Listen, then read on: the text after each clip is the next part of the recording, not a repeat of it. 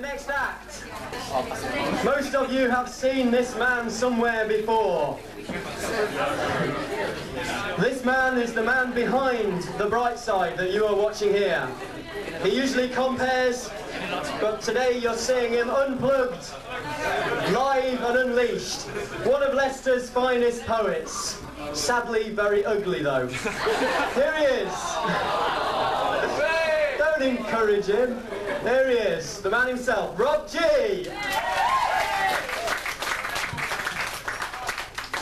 Thank you, Ben, for that fucking idiot introduction. Fucking the fuck out of me, don't you? Right, this is... Get this free. I'm going to kick off with a family picture of domestic carnage. This is called the Family Meticulous. Mrs. Meticulous spatulates a meticulous breakfast of unbroken eggs around a sizzling frying pan of meticulous non-stick order. She holds the handle meticulously, while 2.4 meticulous offspring squabble down to breakfast at the meticulous and stylish IKEA table. 2 place their hands meticulously across their laps. 0.4 sits nervously and inadequately in the meticulous high chair. His bib is clean of dribbles, no spillage of nosh is gathering skin on his tray. Mr. Meticulous floats down the stairs in a haze of deodorant, wearing shirt and underpants. His tie is tied meticulously tight, top button not titillating. He collects meticulously pressed trousers from the towel rail and slips them over his legs to cover the symmetrical hairs and pimples. He sits down, pulls up a chair, and drools over his empty plate. Meticulous checkered tablecloth. Slurp. Mrs. Meticulous has timed the creation of the eggs to coincide with her husband's arrival. She approaches the meticulous and stylish IKEA table and allows the eggs to slide meticulously from the non-stick frying pan onto the empty plate of Mr. Meticulous. Mr. Meticulous looks down at the eggs with the forlorn expression of a man who has ejaculated prematurely whilst watching Baywatch with his family. He looks up and hisses to his wife, "These eggs are not done to my satisfaction. They will run when I cut into them. Give these to my 2 meticulous offspring and create some more. Pronto!" He looks her in the eyes and flashes a meticulous non-stick smile. He smugly turns around and fixes meticulous cufflinks as she lifts her meticulous non-stick frying pan to around the height of her shoulders and meticulously crashes it down into the back of his brittle crown. It sticks. She pulls it free, and as Mr. Meticulous wobbles uncontrollably in his chair, she fetches the meat tenderizer from the drawer and meticulously tenderizes his temples. Mr. Meticulous's broken bonds runs down his face and chin and begins to stain, oh, it's a bit sick by the way, sorry, and begins to stain his meticulous tie. His wife reaches over and removes the plate from the path of the dripping inner cranial cavity contents and gives an egg to each of the 2 children. The children tuck into their eggs and eat like Billy-O, whilst the corpse of Mr. Meticulous stares at them from across the table like a broken egg with eyeballs. Mrs. Meticulous cracks another egg into a saucer, removes 40% and puts it into the frying pan. This she will give to her youngest offspring, just as soon as it is cooked, to his satisfaction. Cheers. Well, I don't know if any of you have had cause to go into any Leicester banks, really. There's been a few of us wearing blackberries that have been going in there and holding them up to do poetry that was completely unarranged. So basically, in pairs, we go in and give it like, "Nobody move! Here's a poem," and then we do a quick poem until we fuck off before we get kicked out. We did it a few, for those of you here last month, me and Michael Gross and Jazik and a few of us did it, and we'll probably be doing it again over the next couple of days, and it's always good. So Leicester is kind of, and Derby as well, is experiencing a sort of spate of paraliterary operations and terrorising the fuckers basically, and this is a In fact, it's quite tempting to do the poem and then actually pull out a gun and say, now for the collection, but not quite got the balls for that one. I'm working up to it. Anyway, this is the one I've been doing in the banks, and it's quite a short one because you only have a certain amount of time before they do something nasty to you. So, this is called Go Forth and Spawn. Please adjust your mindset.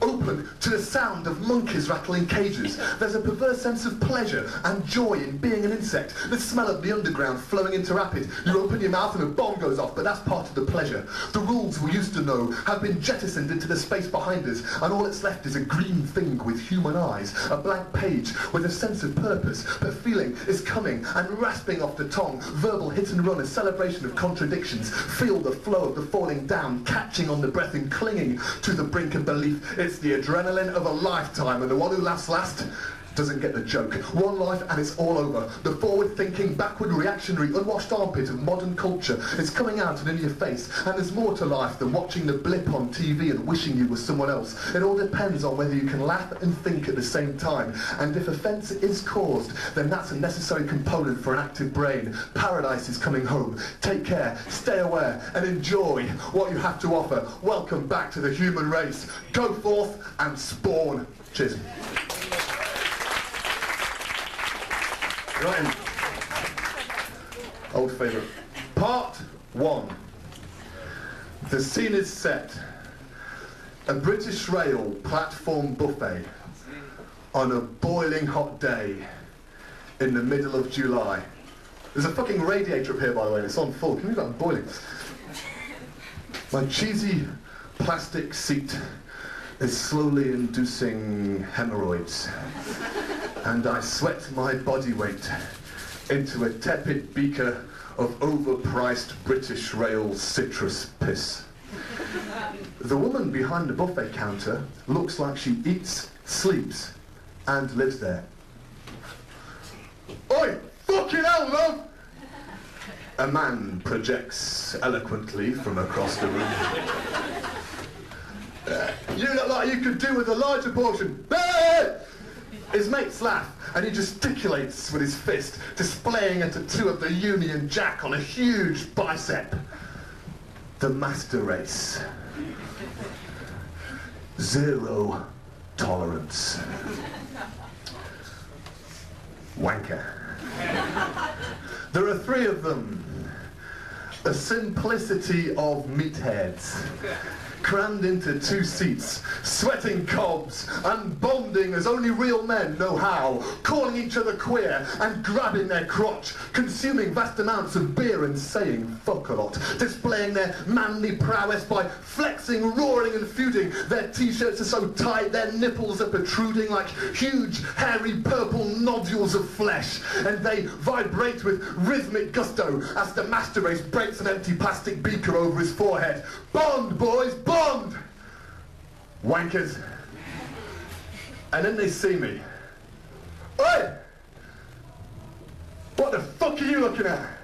Right, after 3, I want everyone in the room to shout wanker at the top of your voice, right? 1, 2, 3. Wanker! Right, now what we'll do it again, really loud for the people downstairs playing the music, right? And you might want to try this at home as well, alright? Right, 1, 2, 3.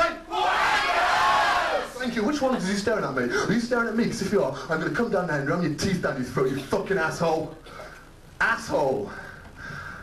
Pseudo-American wanker. My train's here. I stand up, grab my rucksack, hoist it over onto my back and walk past them to get out. Then I stop, walk back and show them my middle finger before running onto the train, feeling a little cowardly but very clever. There are no leaves on the line today. Part 2. The meatheads get on the train. The carriage is hotter than the buffet. Gas mark 8. There's no air conditioning. I have hemorrhoids. I stretch and relax my spine and enjoy the industrial countryside as it passes by the window. And in ponderous bemusement, I gaze at the automatic doors of the carriage, which have this habit of sliding open and closed when no one is actually going through them.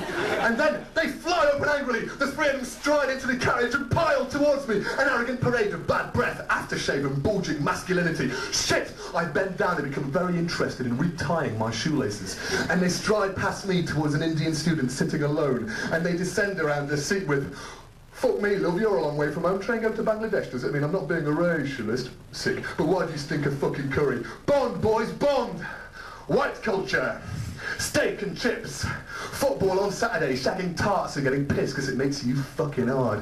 The Union Jack is beginning to look ugly. The other passengers are swapping glances in a disapproving way, but none of them want to get involved. It's just too hot today. Her desperate eyes search the carriage for help and connect with mine, and they follow her gaze right over to me. Their faces light up in disbelief.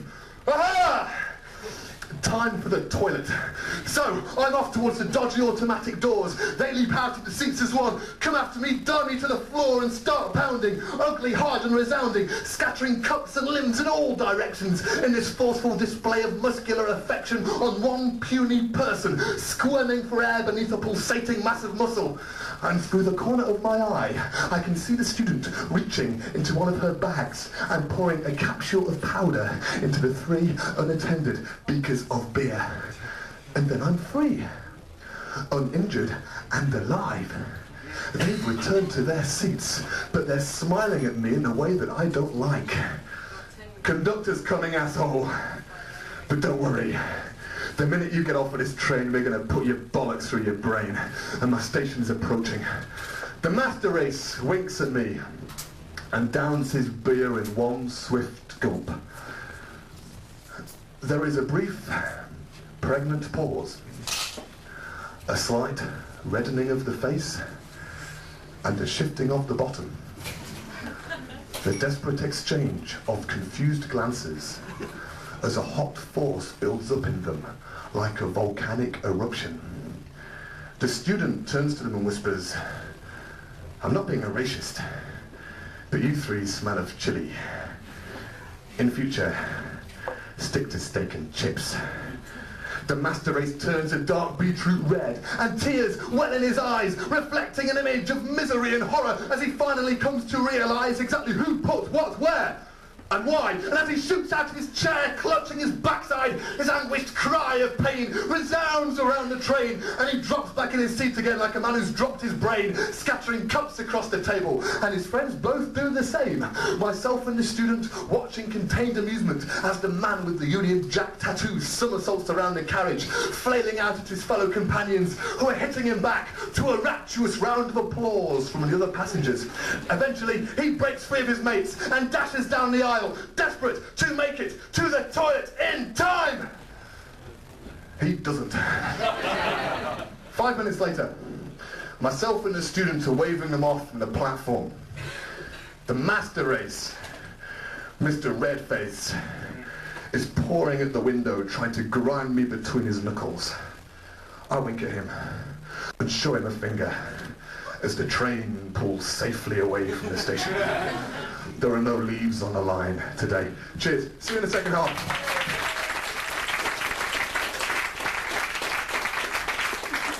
And Rob will be back, as he said, in the second half. Right, we're going to have a brief break now.